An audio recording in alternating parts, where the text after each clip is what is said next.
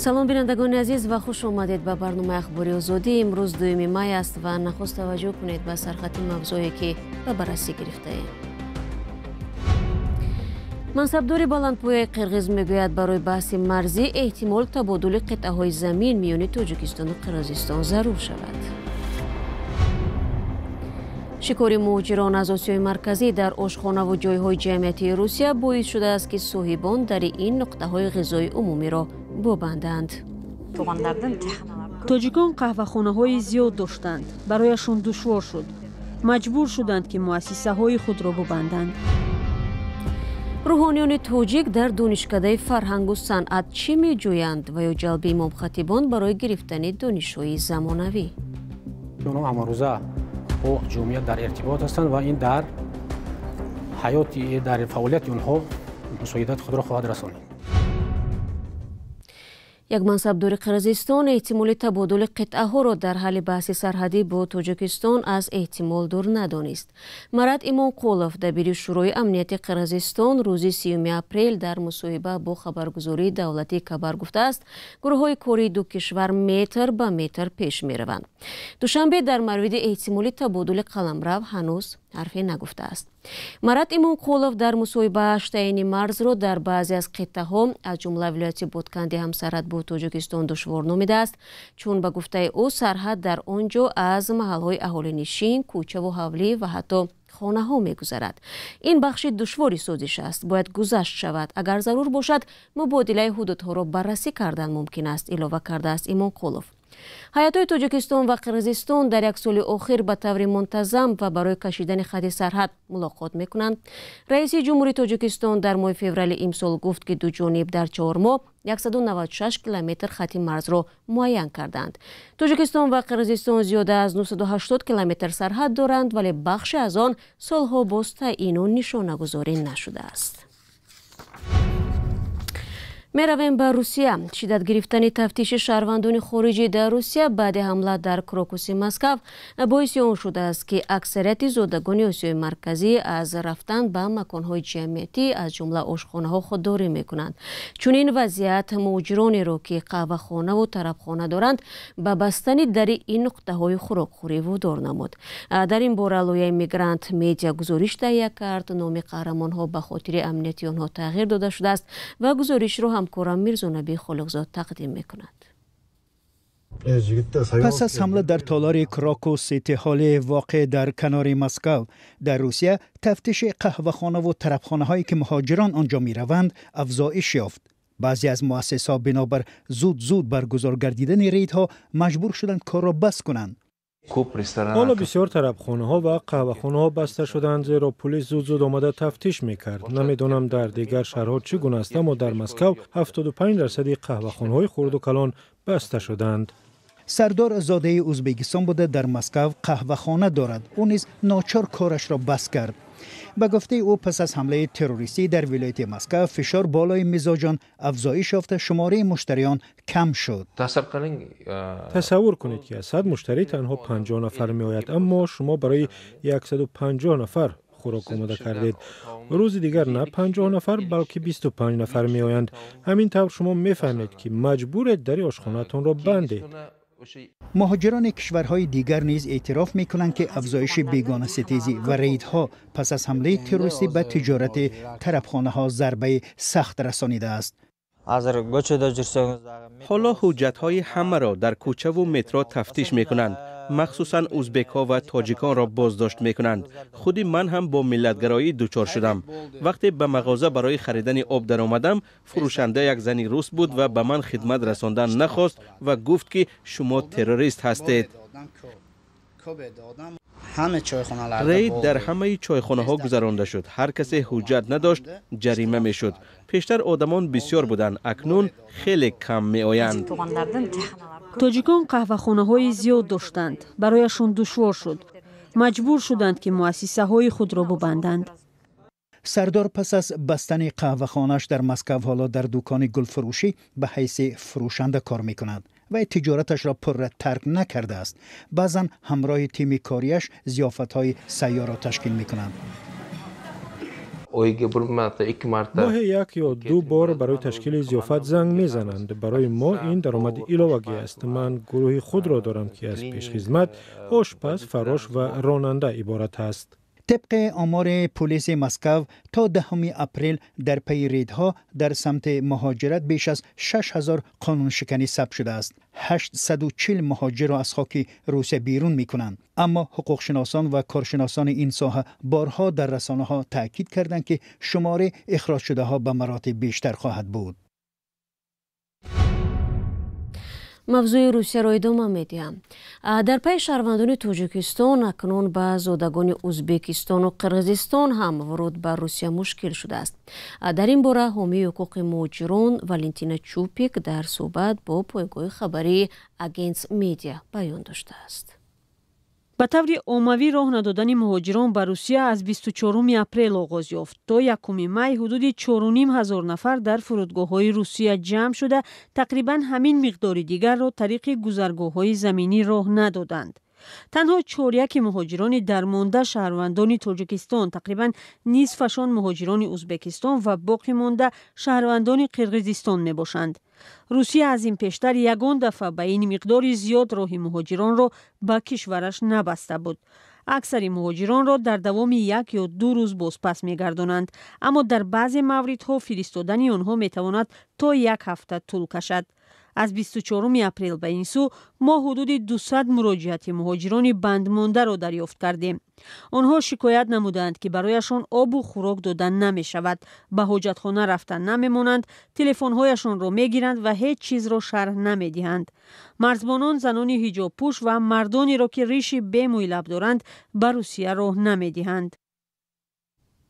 صحبتی والنتینا چوپیک بود. ضمناً ریش بی مویلب مربوط به سلفی ها جریان ممنوع در تاجیکستان دانسته می شود که مقامات تاجیک سالهاست برای جلوگیری از پیوستن به آن مبارزه می برند. در این سمت حکومت تاجیکستان از کمک روحانیان نیز استفاده می برند و اخیراً برای آنها کورس های تکمیل اختصاص نیز تشکیل شده است. در این باره بینندگان عزیز در ادامه برنامه گزارش داریم. تماشا کنید.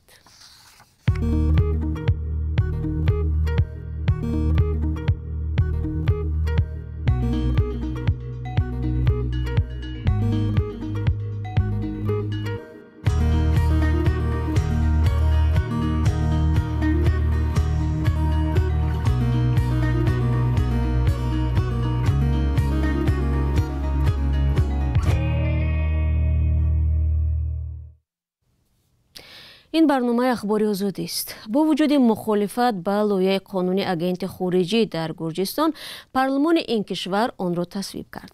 قبول این قانون از جانب وکیلان خشم هزاران شهروند گرجستان را آورد. اعتراضگران آن را نمونه قانون روسیه می‌دانند که ضد آزادی بیان و برای سرکوب فعالان جامعه استفاده می شود.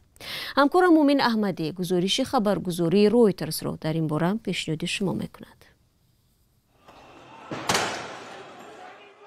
پلیس گرجستان شام 1 می به اعتراضگرانی که ضد قبول قانونی اگنت خارجی نزد پارلمان صدا بلند می‌کردند حمله کرد.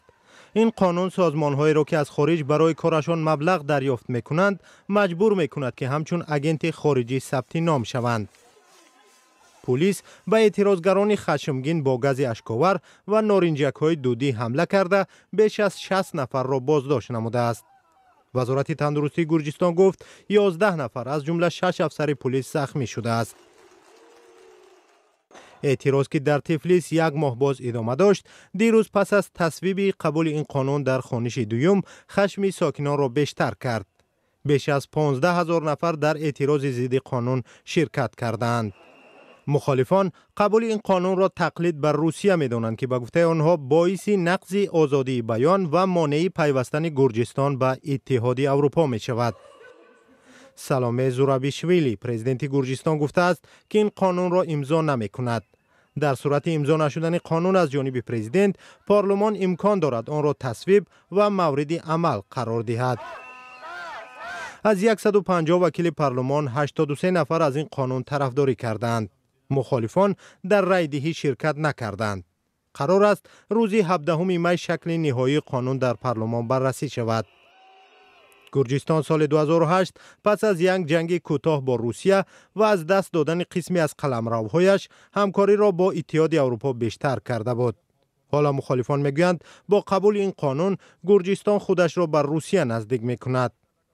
ضمن یکی از بررسی های قانون دو وکیل پارلمان با هم زناشویی کرده بودند. با وجود مخالفت های طولانی به طرح این قانون در دو دور خونیش اکثر وکیلان پارلمان آن را قبول کردند. مطلب بعدی ما از تاجیکستان است، چون در این کشور به روحانیان کورسی 3 روزه بازآموزی تشکیل نمودند که صدها امام خطیب به آن جلب شده است. این چاره‌بینی در پرتو ملاقات روز 9 مارس پرزیدنت با روحانیان صورت گرفته است که آنجا از شامل شوی به گروه‌های افراطی و زیاد رفتن به حج و دیگر مسائل نگرانی شده بود. در این کورس ها با خادمان دین، یاور پرزیدنت، مسئولان از اکادمی علم ها و بعضی کارشناسان اطراف موضوعهای مختلف صحبت کردند. تفصیلات بیشتر در گزارش همکارانم علیشیر ظریفی و شهلای عبدالله. دانشکده فرهنگ و صنعت تاجیکستان. امروز در این تالار نه کدام دسته هنری آوازخوانان بلکه روحانیان جمع آمدند. با شمول سرخطیب و امام خطیبان اینجا حدود 400 نفر به کورس بازآموزی یا تکمیل اختصاص فرا گرفته شدند.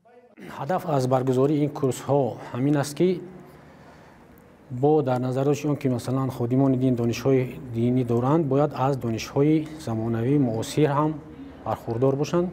خیلی گفتیم که اونها همه روزه با جامعه در ارتباط هستند و این در حیاتی در فعالیت اونها مساعدت خود را خواهد رسانید.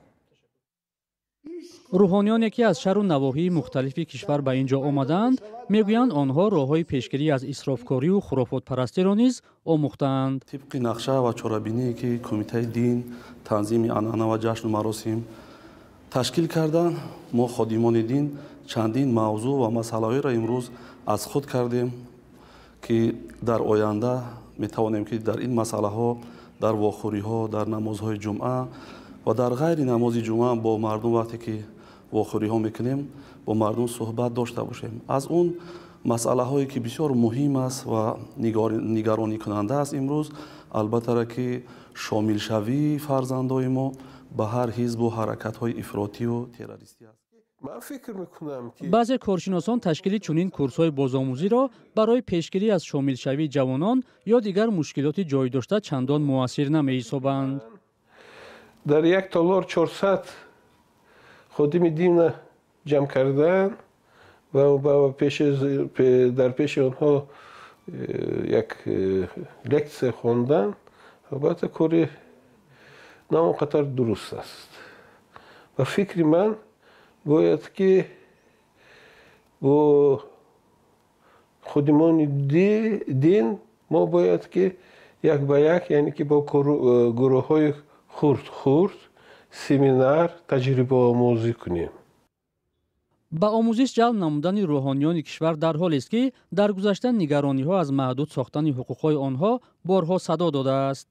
بازداشت امام خطیبان از سوی مقامات قدرتی با اتهام همکاری با سازمان های ممنوع نیز بارها رسانه‌ای شده است. و در یک چاره‌بینی عمومی روز 2 مای در ناحیه سوزک ولایت جلال‌آباد قرقیزستان یک ماشین بارکش پورتر 29 کودک را پخش کرد. در این باره خبرگزاری ملی خبر با تکیه به رهبری وزارت تندرستی کشور خبر داد. به گفته این مسئول در پی حادثه کودکان از 9 تا 16 ساله جراحت برداشتند. 7 نفر آنها در شعبه احیاگری قرار دارند.